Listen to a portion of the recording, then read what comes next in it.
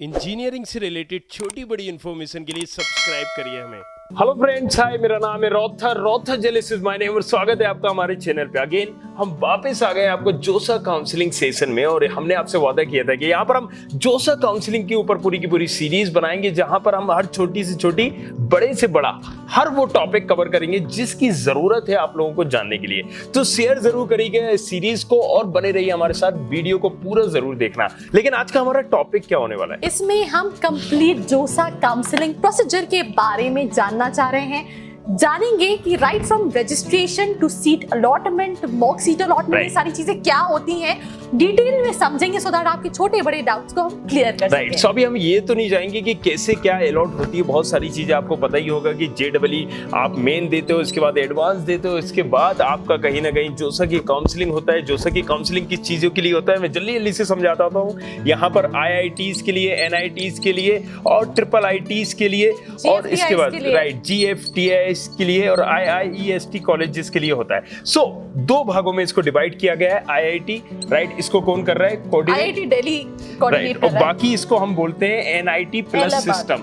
Right, NIT plus system में ये सारे कॉलेजेस आ जाते हैं, IT में ये पूरा आ जाता है। ओके, सो NIT प्लस सिस्टम को मैनेज जो कर रहा है, मैम ने जैसा बताया, NIT इलाहाबाद और इसको मैनेज कर रहा है IIT दिल्ली। राइट, अब सबसे पहले क्या करना है, इसकी ऑफिशियल साइट है वो है josa.nic.in। आपको ये मेक श्योर करना है। लास्ट ईयर कई सारी फ्रॉड साइट्स थी जिस पे जाके स्टूडेंट्स ने रजिस्ट्रेशन कर दिया था, तो आपको ये मेक श्योर करना है कि आप एक ऑफिशियल साइट पे जाके ही अपना, और यहाँ पर नीचे डिस्क्रिप्शन भी दिया गया होगा ऑफिशियल साइट का, आप उसमें भी देख सकते हैं। लेकिन अगेन राइट, फ्रॉड से बचने के लिए लास्ट टाइम ऐसा हो चुका है, बहुत सारे बच्चों के साथ ऐसा हुआ था, तो अगेन आप कहीं भी पेमेंट वगैरह नहीं करिए। लेकिन फिर भी मैं बता दूं, यहाँ रजिस्ट्रेशन करने का या फिर चॉइस फिलिंग करने का किसी भी तरह का कोई भी अमाउंट नहीं लग रहा है। और ये जो आपकी फीस लगेगी ये तब लगती है जब आप कुछ कॉलेज एक्सेप्ट करते हो जो आपको मिल चुकी होती है, इसलिए बताना जरूरी है, इसलिए आपका जानना जरूरी है। तो वीडियो को पूरा जरूर देखिएगा, बने रहिए हमारे साथ ताकि आप जान सके एग्जैक्टली इस प्रोसेस के बारे में। ओके, सो आसान भाषा में, सरल भाषा में हम आपको समझाने वाले हैं। यहाँ पर जैसे कि हमने बताया आपको 10 दिन मिल रहे हैं। यहाँ पर 6 अक्टूबर से लेके आप यहाँ पर 15 तक आप अपनी चॉइस फिलिंग लॉक कर सकते हैं, फिल कर सकते हैं। और अगर आपने नहीं की, यहाँ पर ऑटोमेटिकली लॉक हो जाती है। दूसरी काउंसलिंग और इस काउंसलिंग में यही एक फर्क है जो कि मेरे हिसाब से अच्छा भी है। राइट, अच्छा भी है ऑब्वियसली, क्योंकि आपने कोई भी चॉइस फिलिंग किया, आप भूल गए अनफॉर्चुनेटली, तो यहाँ पर 15 अक्टूबर को शाम 5 बजे के बाद ये ऑटोमेटिक लॉक हो जाएगी। लेकिन अगेन हम यहाँ पर आपको सजेस्ट करेंगे कि आप 10-15 तक नहीं, आप 12 तारीख के पहले यहाँ पर कहीं ना कहीं इसको लॉक कर दीजिए। क्यों कर दीजिए? क्योंकि 12 को मॉक सीट अलॉटमेंट यहाँ पर आ रहा है और इसके बाद 14 को आ रहा है। अब ये मॉक सीट अलॉटमेंट होता क्या है? मॉक सीट अलॉटमेंट जो भी आपने चॉइस फिलिंग की है, क्योंकि ऑब्वियसली ये आपको बोल रहे हैं, रॉथर आपको बता रहा है कि आपको 12 तक अपनी चॉइस फिलिंग करनी है, तो उससे आपको ये आइडिया हो जाता है कि आपने जो चॉइस फिलिंग करी है उसमें आपको कॉलेज मिल रहा है, ब्रांच मिल रही है, नहीं मिल रही है। अगर आपको कुछ नहीं अलॉट होता है तो इन एडिशनल आप चॉइस फिलिंग अपनी बढ़ा सकते हैं, चेंज कर सकते हैं, एंड यही आपको आइडिया देगा। That is the reason it is very important कि आप 12 तारीख तक अपनी चॉइस फिलिंग कर दें। राइट, सो मैंने जैसे कि आपको बताया था कि काउंसलिंग भरना भी ना एक बड़ा इंपॉर्टेंट टास्क है और आप इसको थोड़ा सा सीरियस लीजिए। राइट, इसीलिए हम यहाँ पर बात करते हैं काउंसलर एनालिटिक्स की। अब ये काउंसलर एनालिटिक्स क्या होता है? ये आपकी रैंक को, जो आपकी रैंक आई और आपके कॉलेजेस को XYZ जो भी आपके ड्रीम कॉलेजेस हैं, जो आप कॉलेजेस चाहते हो, उनका एनालिसिस करता है, फिर उनको टारगेट करके आपको बताता है कि इस तरीके से आपको चॉइस फिलिंग करना है। और इसी तरीके से ये रोल प्ले करता है मॉक टेस्ट का भी। राइट, सो मॉक जो एलोकेट राउंड का है, इसमें 12-14 तारीख को जो आने वाला है वो आपको बताएगा एग्जैक्टली कि आपको कौन कौन सी ब्रांच मिल सकती है। ये एक फाइनल नहीं है, राइट, लेकिन it will give some idea, आपको एक आइडिया दे देगा, एक रफ आइडिया दे देगा कि हाँ मैंने यहाँ पर मैं इसको चेंज कर सकता हूँ, इसके बाद भी आप चेंज कर सकते हैं। राइट, सो ये बड़ा इंपॉर्टेंट होने वाला है कि एक तरह से आपका आप एग्जाम देने जा रहे हो, कल आपका एडवांस का एग्जाम है, JEE मेंस का एग्जाम से, उसमें कोचिंग सेंटर में आपका एक दिन पहले टेस्ट ले लिया जाता है और बताया जाता है कि आपके कितने नंबर आ सकते हैं। राइट, सो ये कहीं ना कहीं आपके लिए हेल्पफुल होगा। अब इसको किस तरीके से करना है, किस तरीके से आपको देखना है चॉइस फिलिंग का, ये भी हम पूरी की पूरी सीरीज यहाँ पर लाएंगे और बताएंगे कि चॉइस फिलिंग एग्जैक्टली करनी कैसे हो। और अगेन, अगर आप नहीं रिस्क लेना चाहते हैं, क्योंकि 30% स्टूडेंट ऐसे होते हैं जो एलिजिबल होते हैं कॉलेजेस के लिए, लेकिन गलत चॉइस फिलिंग की वजह से उस कॉलेजेस में एडमिशन नहीं ले पाते। एक और चीज जो मैं ऐड करना चाहूंगी, चॉइस फिलिंग अगेन बहुत इंपॉर्टेंट रोल इसलिए क्योंकि एक बार आपने चॉइस फिलिंग कर दी वो 6 राउंड तक पूरी जाती है। साथ ही साथ हर स्टूडेंट की चॉइस फिलिंग अलग होती है, जो जनरल कैंडिडेट है, जो ईडब्ल्यूएस में आता है, जो ओबीसी का है, जो एससी का है, जो पीडब्ल्यूडी का है, जो फीमेल कोटे के अंदर है, और अलग से अगर आप जम्मू माइग्रेंट हैं या फिर और भी बहुत सारे कोटे हैं जो हमने देखा था लास्ट वीडियो में डिस्कस किया था, तो उसके हिसाब से अगर आपको चॉइस फिलिंग करनी है तो ये बहुत इंपॉर्टेंट है, क्योंकि 100 से ज्यादा कॉलेजेस हैं, राइट। आईआईटीज की प्रेफरेंस उनको देखेंगे जिन्होंने लाइक एडवांस क्वालिफाई किया है, बट एनआईटीज में ट्रिपल आई थोड़ा सा हम रफ आइडिया क्यों ना दे दे, मैं यहाँ पर दे देता हूँ आपको। जैसे जनरल कोटा होता है तो जनरल कोटा में भी यहाँ पर 3 होते हैं, ईडब्ल्यूएस कोटा भी है और इसके बाद पीडब्ल्यूडी कोटा भी है। इसी तरह से ओबीसी में भी होता है, राइट। नॉन क्लियर लेयर के बाद हमें यहाँ पर बात करें अगर तो पीडब्ल्यूडी इसमें भी होता है, एससी एसटी कोटा है और एससी एसटी पीडब्ल्यूडी भी होता है। ये तमाम तरह के कोटे सिस्टम होते हैं, लेकिन इसके बाद भी होम स्टेट कोटा होता है और अदर स्टेट कोटा होता है। बड़ा ही इंपॉर्टेंट कोटा सिस्टम होता है। सीट्स यहाँ पे होती है, 50% सीट्स यहाँ पे। लेकिन ऐसा नहीं है कि हर कॉलेज में ये कोटा सिस्टम होगा।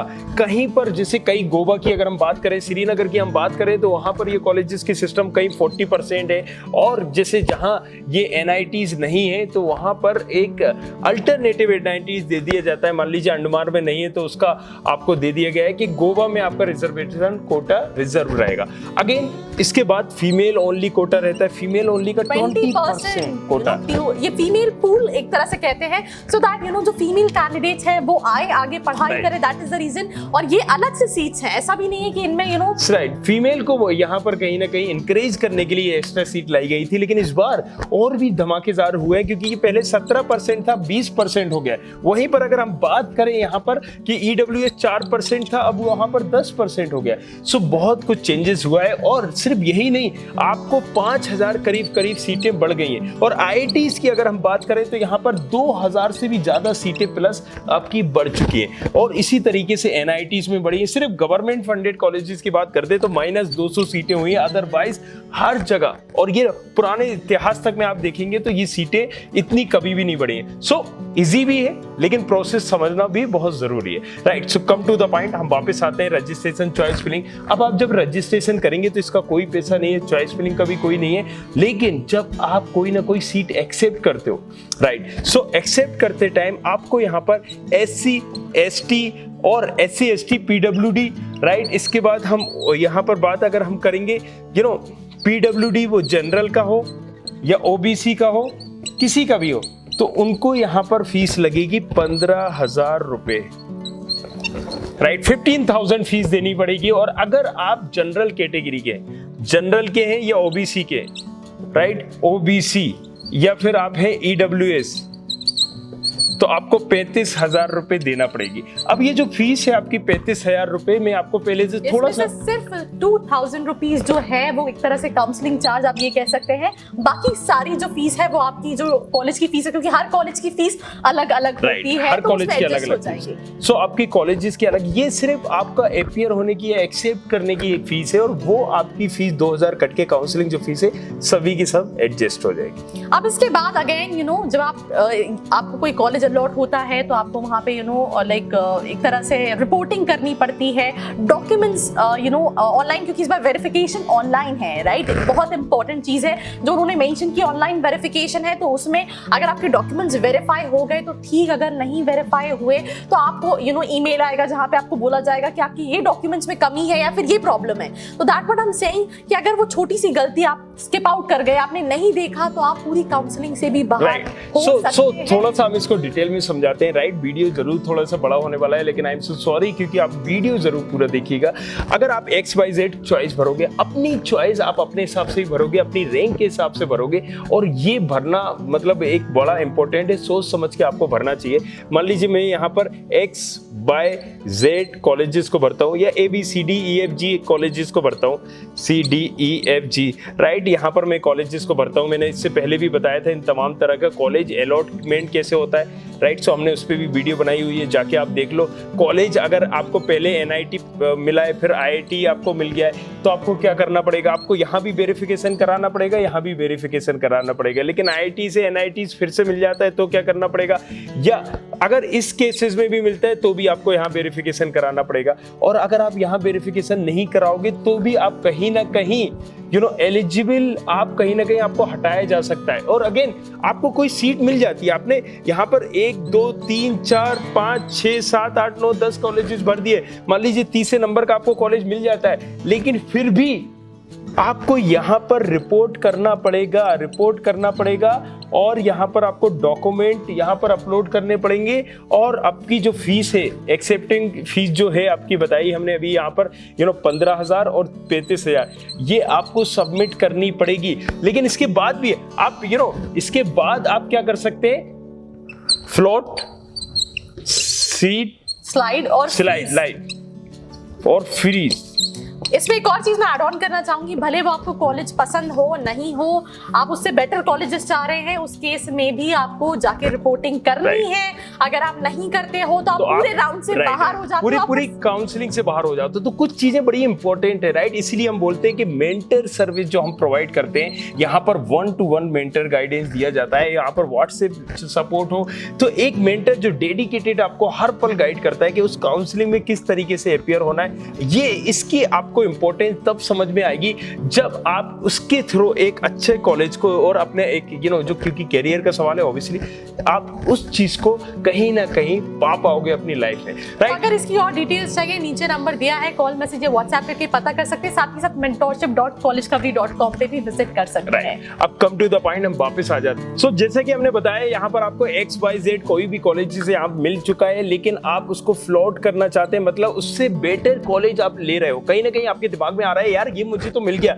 और मैं इसको ले भी लूंगा, लेकिन अगर क्या बेटर हो कि मुझे इससे अच्छा कॉलेज मिल जाए या ब्रांच मिल जाए। सो आप इसको फ्लॉट कर रहे हो तो आपको फिर भी, राइट, यहाँ पर आप क्या क्या करोगे, एक्सेप्ट भी करोगे, रिपोर्ट करना ही है आपको, फीस भी भरना है और डॉक्यूमेंट भी अपलोड करना है। और जब डॉक्यूमेंट अपलोड करोगे तो आपके साथ वहां पर कहीं ना कहीं जो भी आपने भरा है रजिस्ट्रेशन के टाइम पे या जो भी आपने डॉक्यूमेंट दिए हैं वेरीफाई होंगे। वो वेरीफाई होने से पहले आपके पास कहीं ना कहीं जो भी अथॉरिटी है, अगर उनको कोई भी डाउट लगता है, ऐसा लगता है कि राइट तो कोई भी XYZ इश्यूज आ सकता है, करते हैं जिसमें वो आपसे पूछते हैं ये सारी चीजें, तो वो डॉक्यूमेंट आपको दोबारा से अपलोड करना पड़ता है। और ऐसा भी हो सकता है कि वो अपलोड करने के बाद भी फिर कुछ उनकी वो जितनी बार भी क्वेरी आपको रेज करेंगे, आपको वो टाइम पर, मतलब जो डेडलाइन दी गई है उस पे आपको वहां पर उनको बताना है। वो मैक्सिमम 3 दिन का टाइम दिया जाता है। तो ये you have to make sure. Even कुछ लूप होल भी है, जैसे कि हमने बताया कि यहाँ पर आपको सीट अलॉट भी हो जाती है तो वो मेल करते हैं, ठीक है वो, लेकिन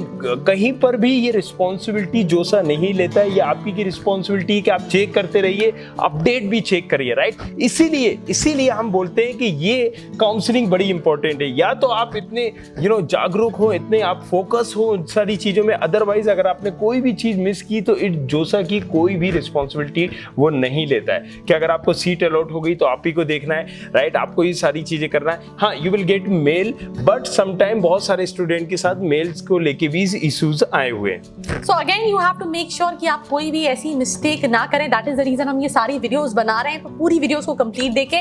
और अगर आप एक्सपेरिमेंट नहीं करना चाहते तो अगेन आप ये भी कर सकते हैं, आप मेंटोर बुक कर सकते हैं जो आपको पूरी काउंसलिंग में ये छोटी छोटी बड़ी बड़ी चीजों को लेके सारी चीजें बताएगा, चॉइस फिलिंग में हेल्प करेगा और आपको आपके ड्रीम कॉलेज में आपकी रैंक के। वन मोर थिंग, एक फ्री एडवाइस भी देना चाहता हूं कि अपना पासवर्ड जो है OTP किसी से भी शेयर नहीं करना है, right.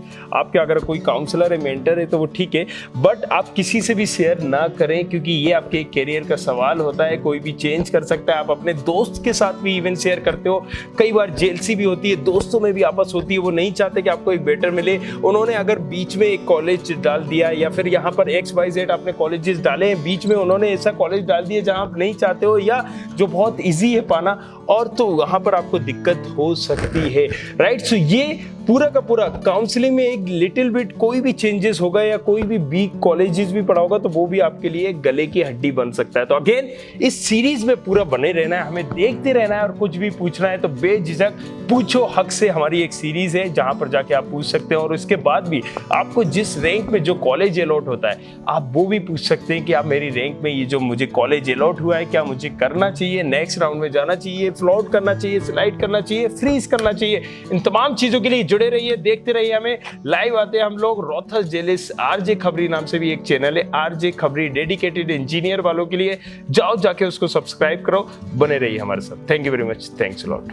I hope you like this video. For more such videos, keep watching our channel. And do not forget to like, share and subscribe.